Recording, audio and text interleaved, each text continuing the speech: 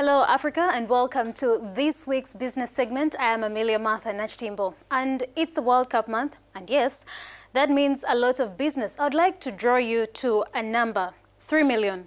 This is one of the most quoted sums in football circles right now. It's the number of the pre-orders that Nike, an American apparel brand, received for kits of the Nigerian national team, the Super Eagles. The 3 million, this is the highest and quickest sale of jerseys of any national team on the African continent. This number even breaks records for any away from the continent. For instance, Manchester United only managed 2.8 million sales back in 2016. These kits sold out within minutes online despite their pinching price of $85 a unit. Some believe that these jerseys were intended for celebrities, then Nigerians in the diaspora, before reaching Nigerians on the home soil. And truly, Nigerians and other fans in the UK had the geographical advantage by walking to and queuing outside the Nike store for hours to get ownership of one of the overhyped pieces. Lines such as those usually seen for the iPhone.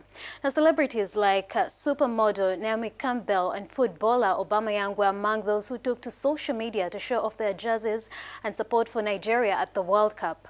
Now, these kits were only announced in February 2018, and as the World Cup season grew closer and closer, the craving to have these jerseys shot higher.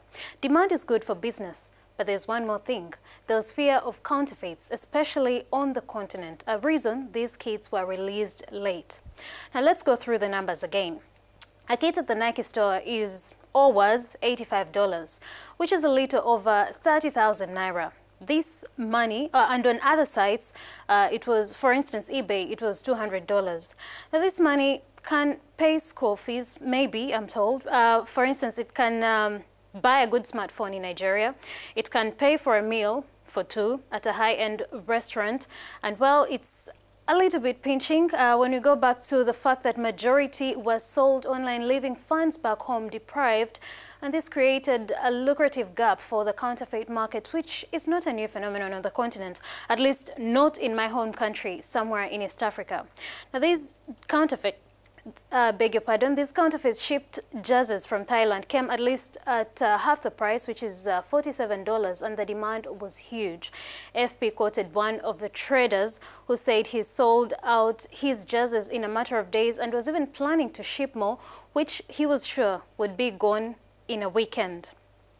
And then other traders went to the usual suspect, China, and they got the replicas for as low as $7. That's right, $7. But of course, the quality has to suffer. But truthfully, unfortunately, some markets do not care about quality. Now, let me take you back to the original deal between the Nigerian Football Federation that fetched at least $255 million in revenue.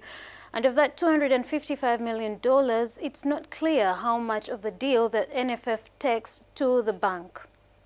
The two partners were not pleased with the counterfeits, as far as we know, especially Nike, because those are millions lost in would-be revenue. And I'm not sure how much of this development will affect future contracts, if at all, with Nike or any other powerful brand intending to strike a deal with the national teams on the continent, and if governments are willing to step in to tighten the trade.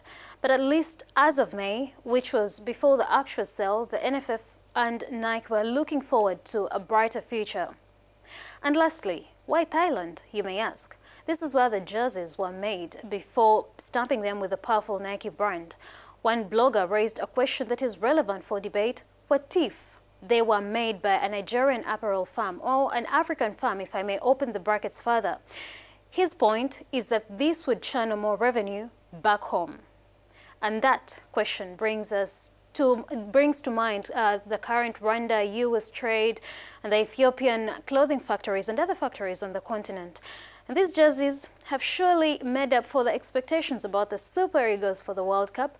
I don't see them going far, but they will not be quickly forgotten because of their fashion and style at the World Cup. And that sums up this week's business segment here in the Morning Call. I am Amelia Martha Nachtimbo. Reach me directly on Twitter at AmeliaMartha1 to keep the conversation going.